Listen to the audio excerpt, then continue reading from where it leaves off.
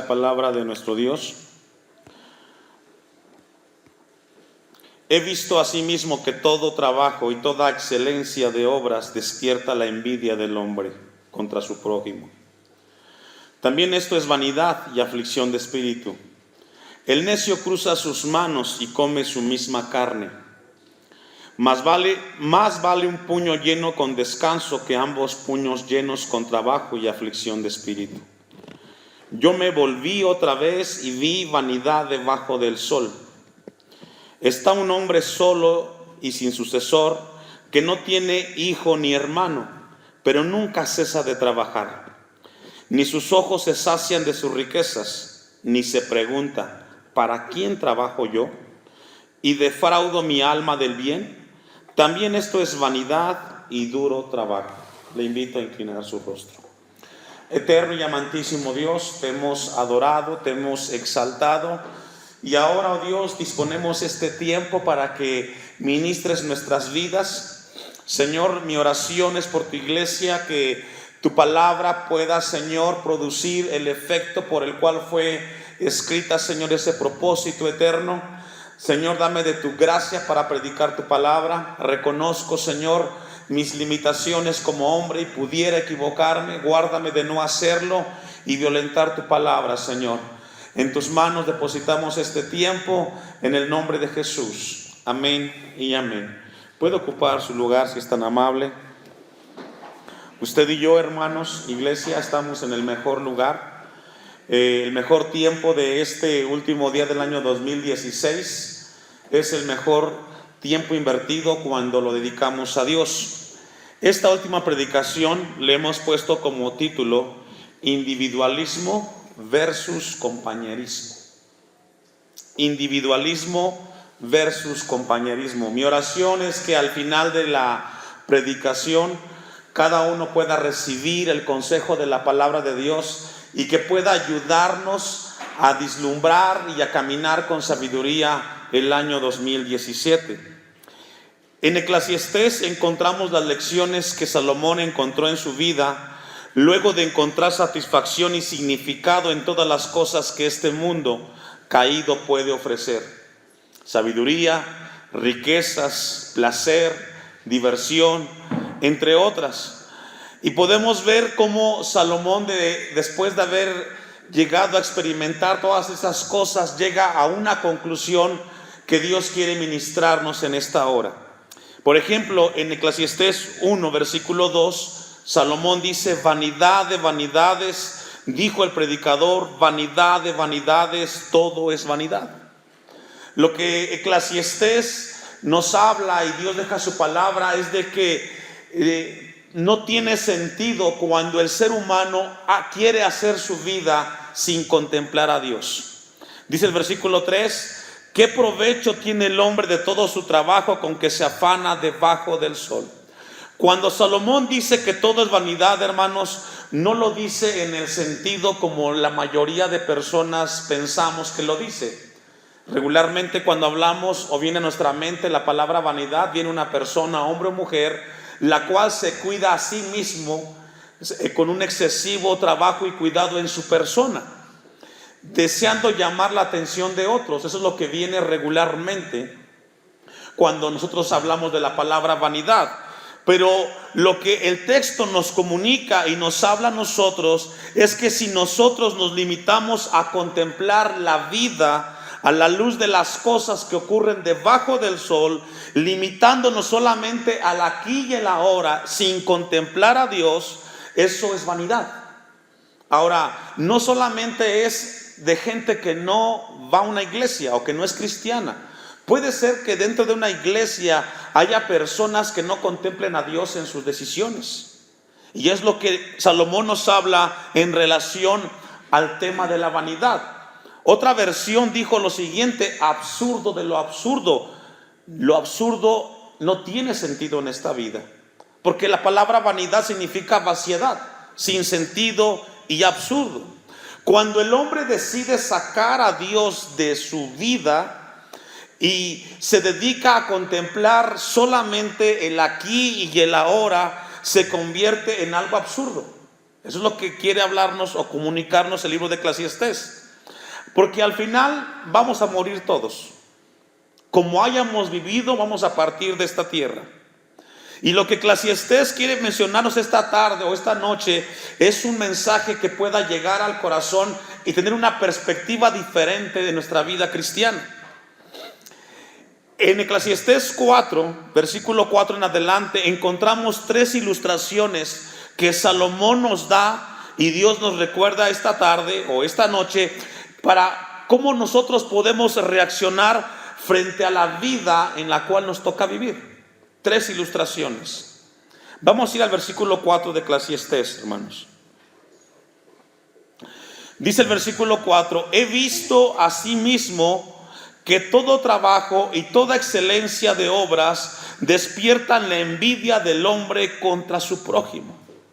Lo que el texto nos está hablando, hermanos, de Eclesiastés 4:4, es de que es mejor el contentamiento que la envidia y la rivalidad.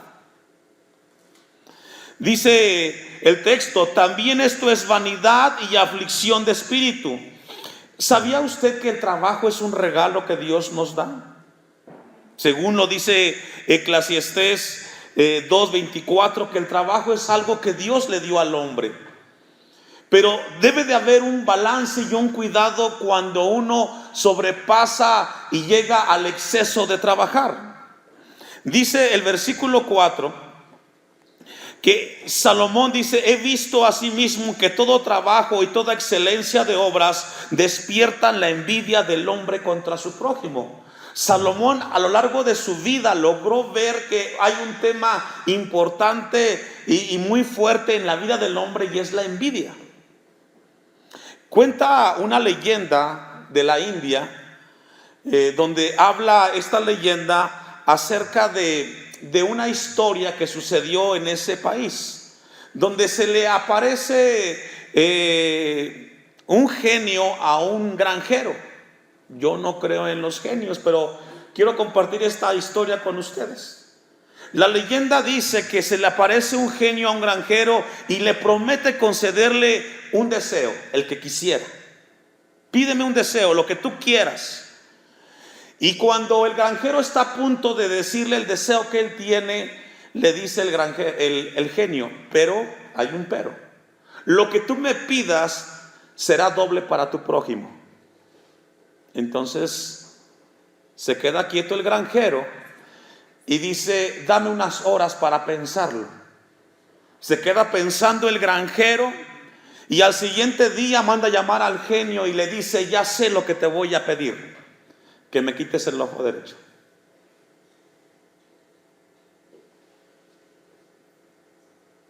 Esta es leyenda.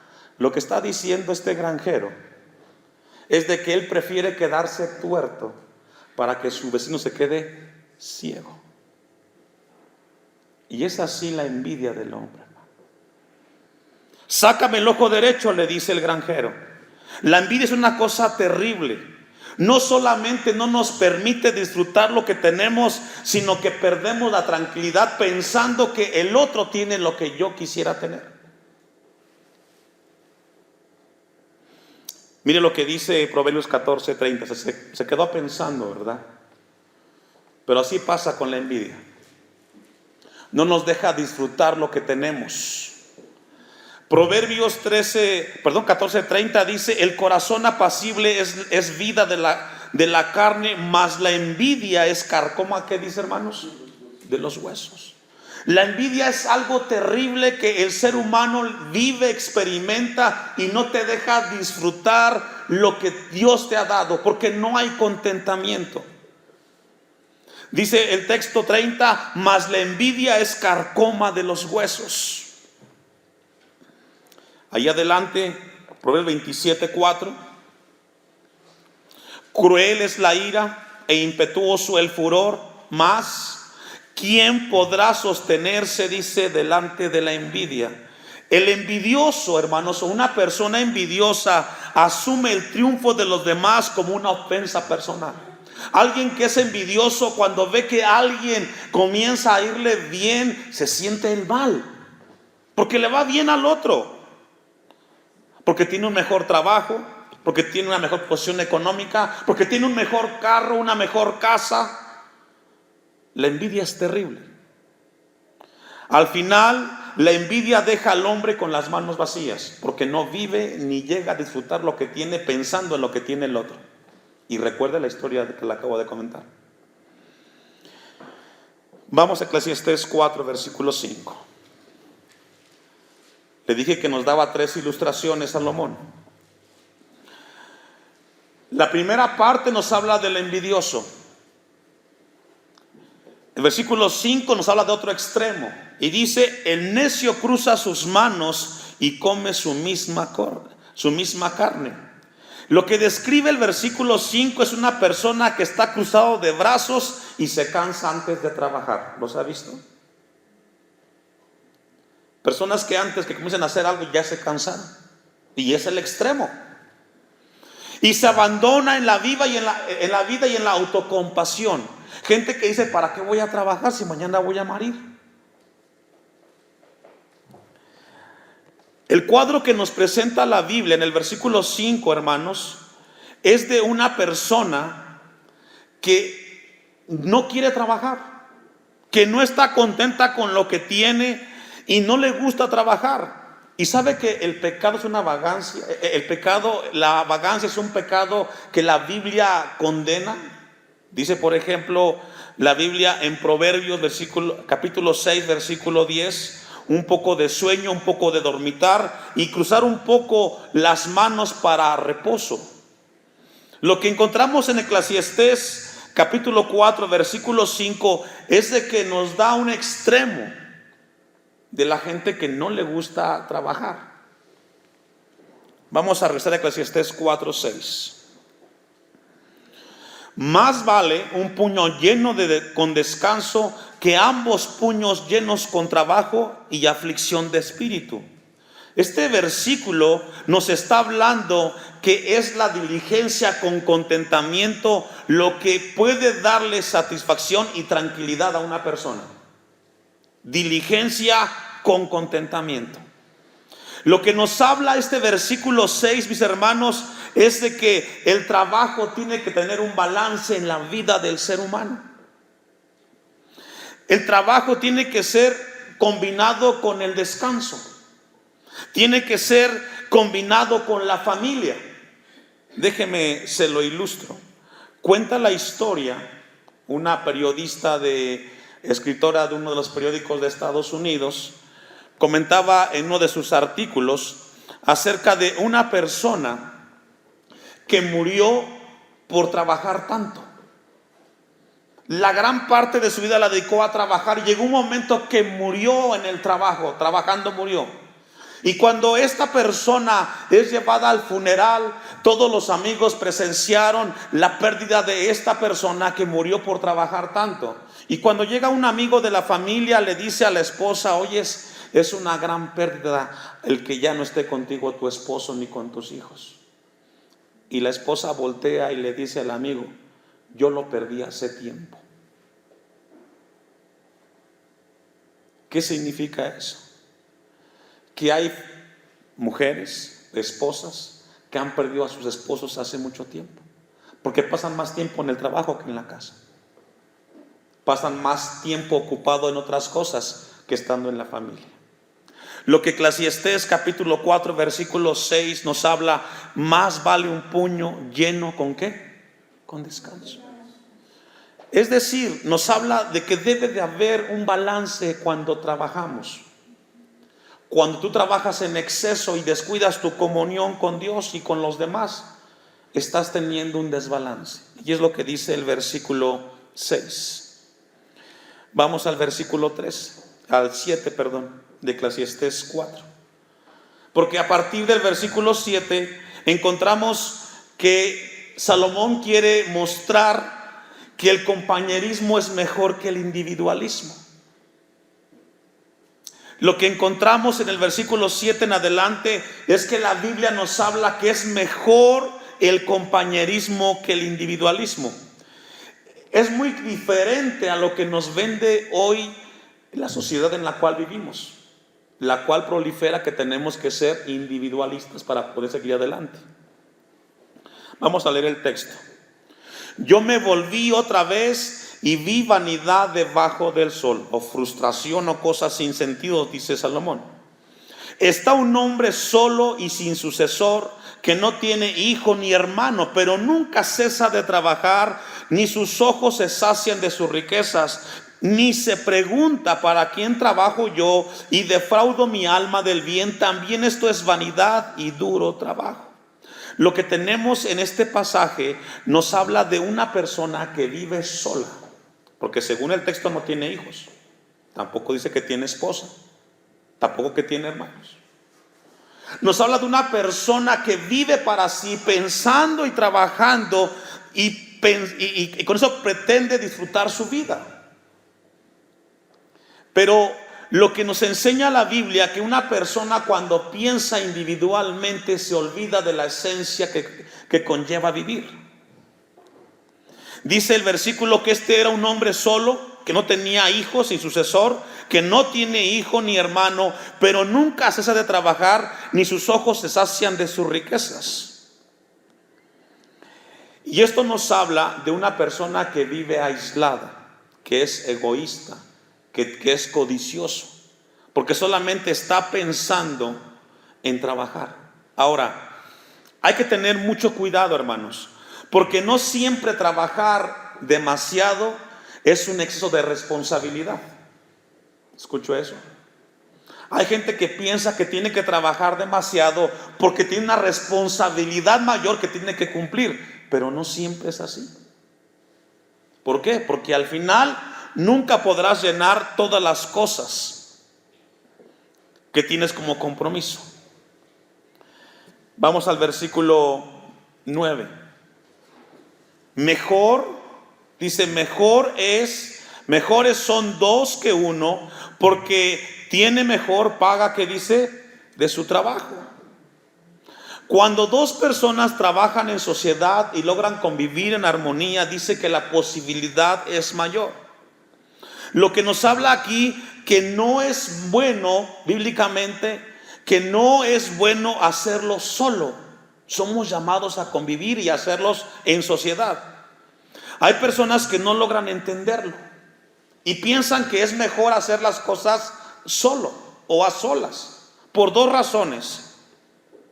Yo encontré dos razones por las cuales las personas les gusta hacer las cosas individualmente. Número uno, para que se lleve el crédito. Y número dos, para que no le lleven la contraria. Por esas dos razones, la gente le gusta hacer las cosas sola. Para que digan, yo lo hice. Y como dicen los niños, yo solo. ¿Usted ha visto a los niños? Hijo, vamos a hacer esto. ¿Y qué dice el hijo? Yo solo, papá. Y hay personas que llegan a la adultez sin haber madurado y quieren hacer las cosas ellas solas. Por esas dos razones. Versículo 10. Porque si cayeren, el uno levantará a su compañero, pero hay del solo que cuando cayere no habrá segundo que lo levante.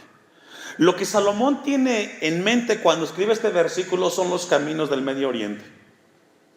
Desiertos, caminos donde había trampas para los animales, que en el tiempo de Salomón, cuando alguien caía en esas trampas, difícilmente salía y podía morir en ese momento. Por eso Salomón dice que es mejor que anden los dos, porque si uno cae, el compañero lo levantará al otro, porque si cayere no habrá segundo que lo levante. Mire, vamos a Génesis 2:18, hermanos.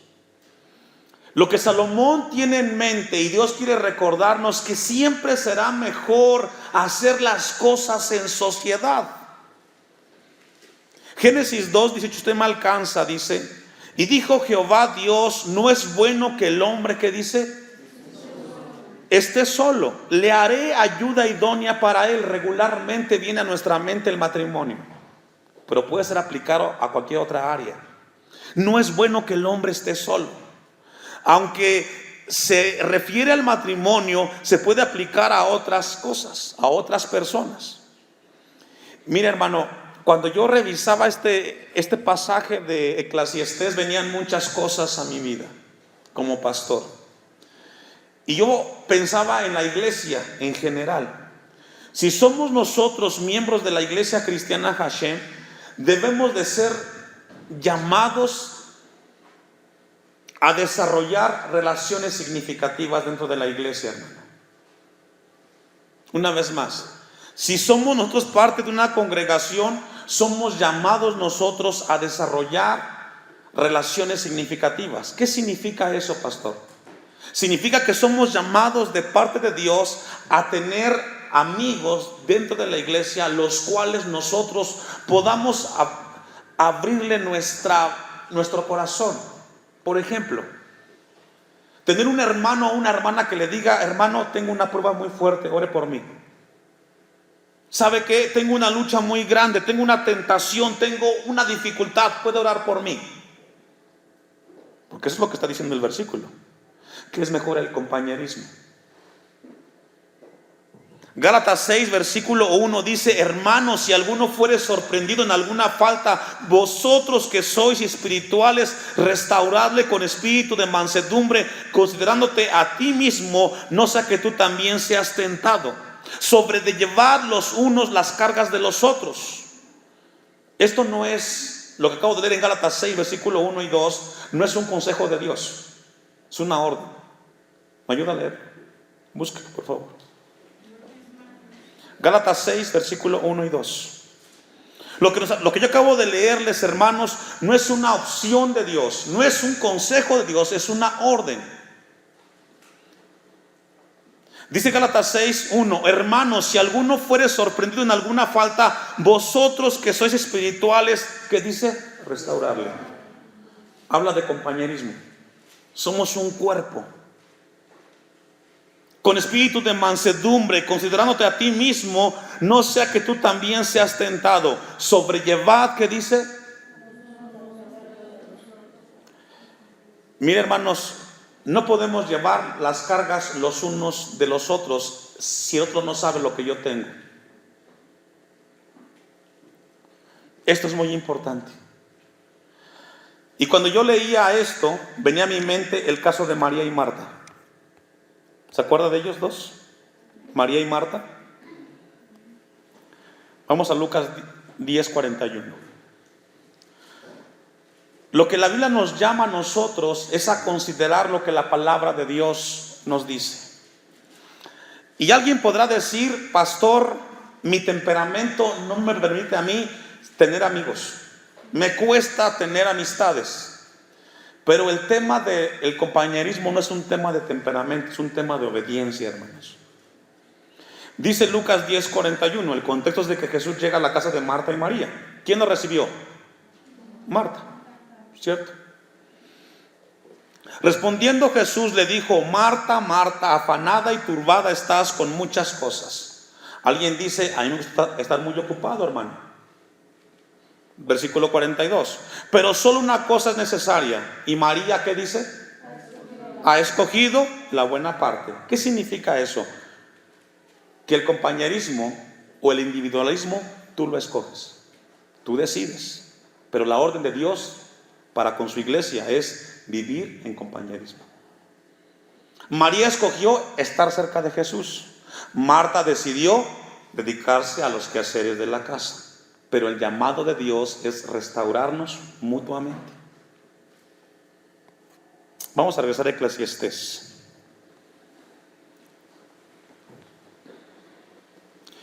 Antes de que regresemos a Eclesiastés, déjeme darle una cita más, que está en Hebreos 3, 12, hermanos.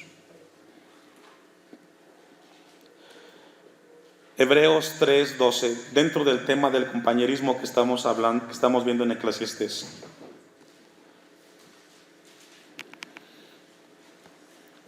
Dice Hebreos 3, 12: mirad, hermanos, que no haya en ninguno de vosotros corazón malo de incredulidad para apartarse del Dios vivo.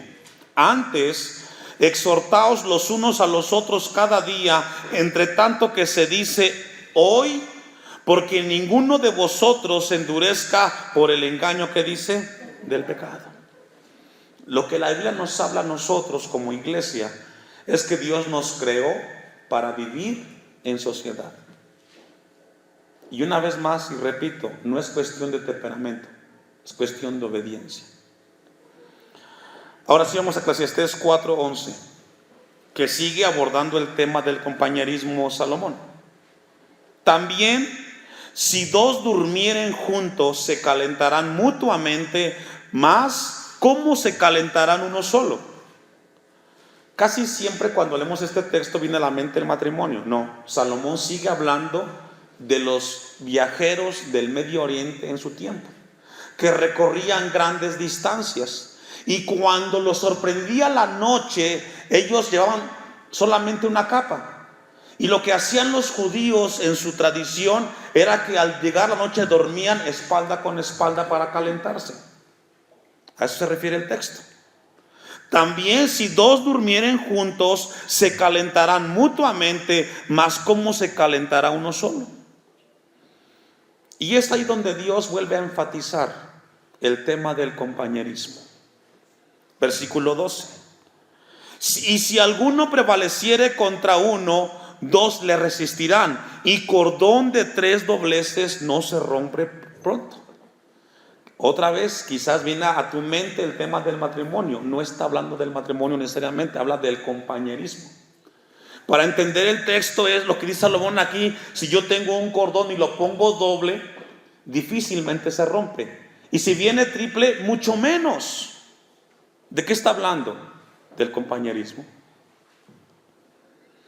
El punto de estos versículos es muy simple, hermanos. El compañerismo siempre será mejor que el individualismo. Siempre. Y es ahí donde Dios quiere que maduremos y crezcamos. Ahora, ¿por qué Salomón habla tanto del compañerismo? Jesús lo reafirmó, hermanos. Mire cómo dice Romanos 12:4. Vamos a ese texto. Porque es así como Dios quiere que la iglesia funcione, como un cuerpo. Dios nos diseñó así, es el diseño de Dios. Estemos de acuerdo, no estemos de acuerdo, Dios nos llama a funcionar como un cuerpo en el Señor. Dice Romanos 12:4, porque de la manera que en un cuerpo tenemos muchos miembros, pero no todos los miembros tienen la misma función, así nosotros, siendo muchos, ¿me ayuda a leer? Somos un cuerpo. Esa es la manera como Dios estableció que debe de funcionar la iglesia. No hay otra. Concluye el texto. Y todos miembros los unos de los hombres, de los otros. Lo que el texto está diciendo, y una vez más, que es mejor el compañerismo. Y es ahí donde Dios quiere que tengamos mucho cuidado. Tú eliges vivir solo o vivir sola, pero somos llamados a vivir en armonía y en compañerismo. Vamos a Eclesiastés 4:13. Mejor es el muchacho pobre, dice el texto, y sabio, que el rey viejo y necio que no admite, ¿qué dice? Salomón, dicen muchos teólogos, que tiene aquí en mente a José, el joven pobre y sabio. Lo que el texto dice, mejor es un muchacho pobre y sabio, hablando que es mejor una persona con un espíritu enseñable. Llegar a escuchar de Dios y decir: yo quiero aprender a ser como un rey viejo y necio que dice que no admite consejos. Lo que el texto está diciendo, hablando de este rey viejo, que hay gente que quizás ya llegó a una cierta edad que dice: yo ya me sé todo lo de la vida cristiana, no requiero nada más que aprender, ya me lo sé.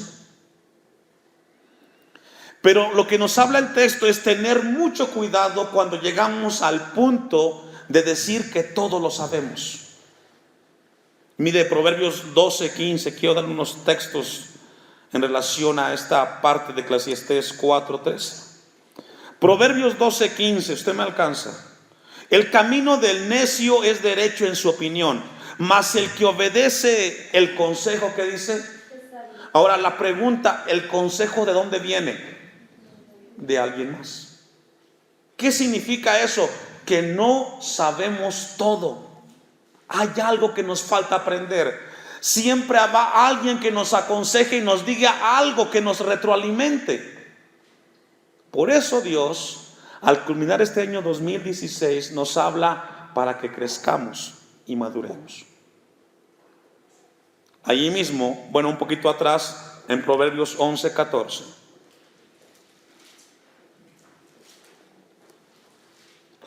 Donde no hay dirección sabia, caerá el pueblo. Mas en la multitud de consejeros, ¿qué dice? Cuando nosotros somos personas que nos enfocamos solamente con nuestra perspectiva a la vida, podemos perdernos. Pero si tenemos diferentes puntos de vista, nos ayudará a retroalimentarnos. Mas en la multitud de consejeros, dice, hay seguridad. Ahora sí, adelante un texto más, Proverbios 15:22. Nadie lo sabe todo, hermanos. No lo sabemos todo. Proverbios 15:22. Y déjeme decirle algo muy importante y algo que hay que tomarlo con seriedad. Todos tenemos puntos ciegos. Pastor, ¿qué es eso? Todos tenemos algo que todos lo ven menos nosotros. Todos saben que tenemos algo menos nosotros. Me incluyo yo. Por muy espirituales que seamos, tenemos puntos ciegos. Toda la gente sabe que el pastor es muy gritón, menos él. Toda la gente sabe que el pastor llega tarde, menos él. Y hablo ejemplos. Pero usted también tiene sus puntos ciegos. Dice Proverbios 15:22. Los pensamientos son frustrados. ¿Me ayuda a leer? Ahora, ¿cómo recibimos el consejo? Por alguien más. Más en la multitud de consejeros se afirman. Es un buen momento, hermanos, para recibir la palabra de Dios. Vamos a ir concluyendo. Proverbios 4:14.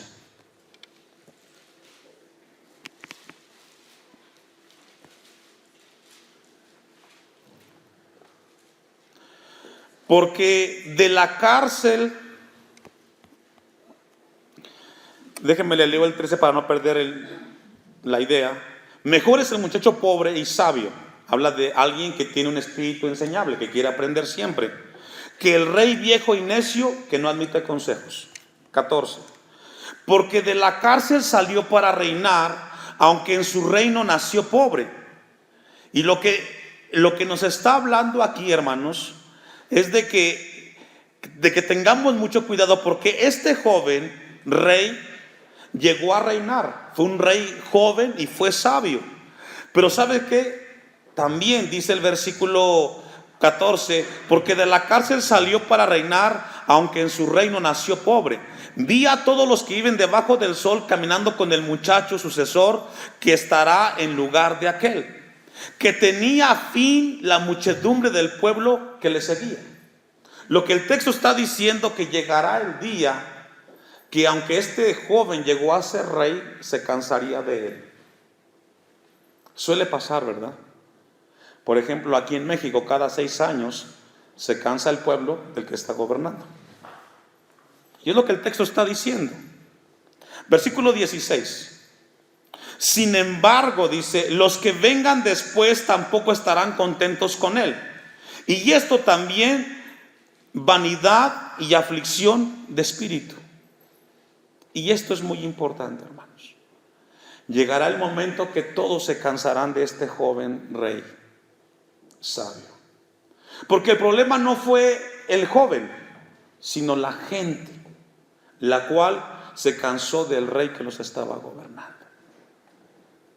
Para concluir, hermanos, yo encontré 3 cosas en esto que hemos compartido esta noche. Número 1, el contentamiento es mejor que la envidia. Número 2, que el compañerismo es mejor que el individualismo. Y número 3, que es mejor tener un espíritu enseñable que alguien que sea terco con las cosas. Hemos recorrido un año completo, a Dios gracias. Pero tenemos un año, si Dios nos concede la vida, que enfrentaremos. La pregunta es cómo lo vamos a enfrentar. Cada quien decide, hermanos. Como pastor, mi responsabilidad es compartirle la palabra, pero usted decide qué hace con ella. Yo cumplo con ponerme en oración y compartir la palabra, pero cada quien es responsable de lo que escucha, porque mayor conocimiento, mayor responsabilidad. La palabra de Dios está ahí para que crezcamos y para que maduremos. Un balance en el trabajo. Vienen momentos difíciles en el 2017, pero siempre será mejor caminar con Dios que sin Dios, tomados de su mano y seguir adelante. Póngase de pie, hermano. Vamos a darle a Dios gracias por su palabra. Eterno Dios y Padre que estás en los cielos, gracias te damos en esta